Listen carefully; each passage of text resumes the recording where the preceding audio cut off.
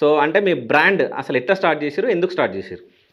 జనరల్‌గా రైజెట్స్ అంటే రైజెట్స్ బ్రాండ్ ఎలా స్టార్ట్ చేశారని అడుగుతున్నారా? అవును. రైజెట్స్ బ్రాండ్ అంటే దానికంటే ముందు చాలా స్టోరీస్ ఉన్నాయన్న. హ్మ్. లైక్ మనీ సంపాదించిన చాలా స్టోరీస్ ఉన్నాయి. హ్మ్. బట్ రైజెట్స్ బ్రాండ్ వచ్చి మేము బీటెక్ సెకండ్ ఇయర్ మిడిల్‌లో హ్మ్. బీటెక్ అంటే ఎగ్జాక్ట్ డేట్స్ గుర్తులేవు నాకు. బట్ బీటెక్ సెకండ్ ఇయర్ మిడిల్‌లో స్టార్ట్ చేసాం క్లాతింగ్.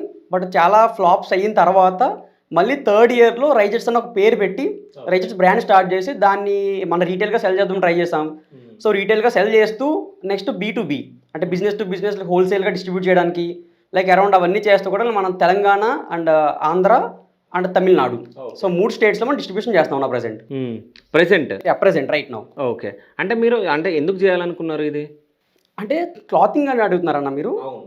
లైక్ క్లాతింగ్ అంటే మాకెలా ఉండేదంటే ఏదో ఒక లైఫ్ స్టైల్ దాంట్లో మనం ఏదైనా బిజినెస్ పెట్టాలి. లైక్ అది షూస్ కానీ, లేదంటే వాచెసో, specs or whatever it is. Like life style ఇండస్ట్రీలో మాట. ఓకే. సో మేము టీ షర్ట్స్ అండ్ షూస్ అనుకున్నాం.